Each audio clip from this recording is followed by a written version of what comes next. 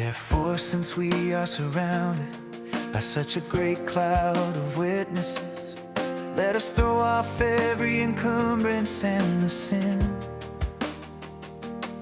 that so easily entangles, and let us run with endurance the race set out for us. Let us fix our eyes on Jesus, the author and perfecter of our faith, who for the joy set before him endured the cross, scorning its shame, and sat down at the right hand of the throne of God. Consider him who endured such hostility from sinners, so that you will not grow weary and lose heart in your struggle against sin.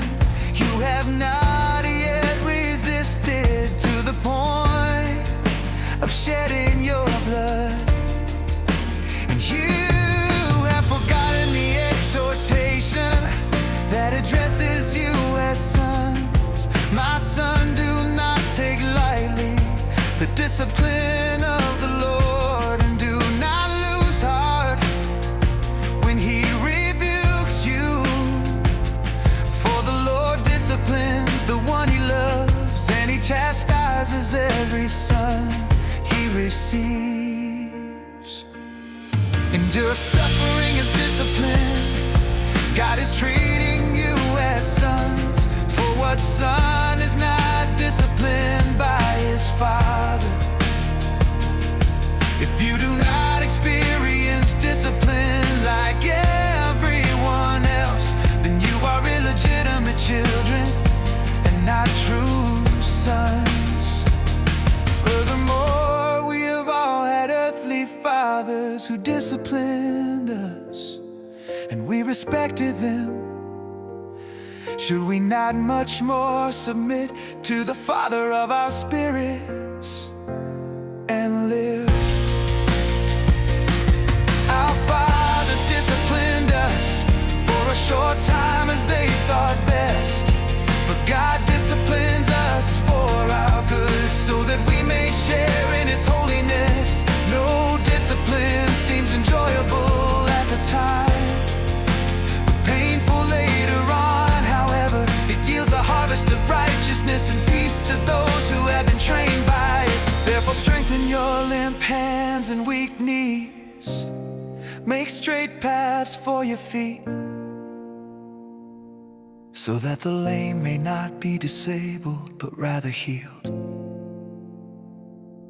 Pursue peace with everyone, as well as holiness, without which no one will see the Lord. See to it that no one falls short of the grace of God, and that no root of bitterness springs up to cause trouble and defile many. See to it that no one is sexually immoral, or is godless like Esau, who for a single meal sold his birthright.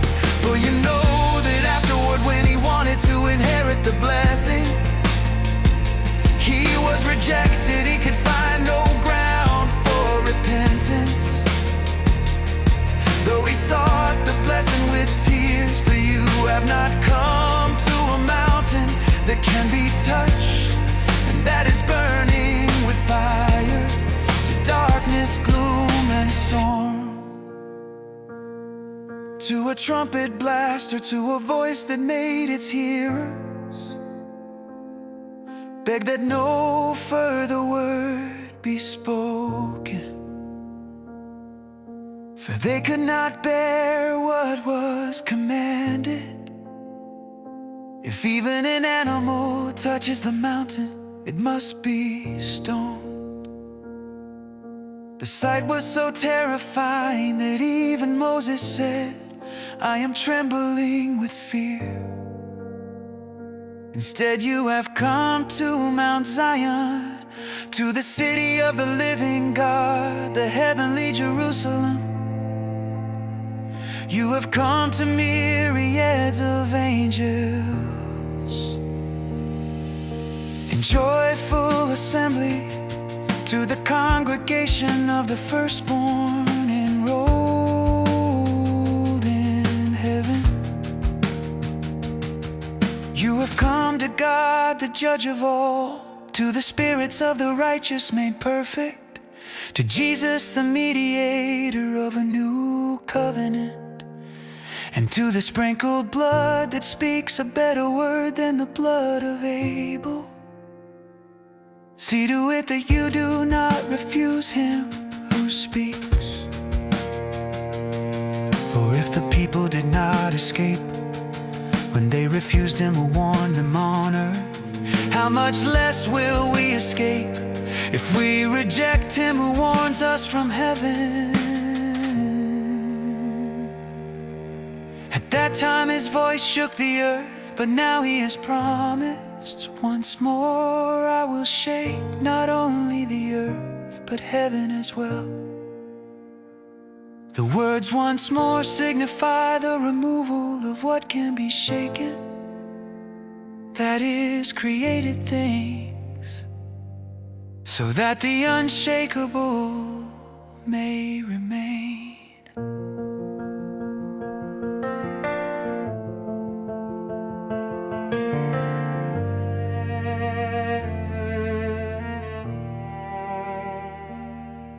Therefore, since we are receiving an unshakable kingdom, let us be filled with gratitude, and so worship God acceptably with reverence and awe. For our God is a consuming fire.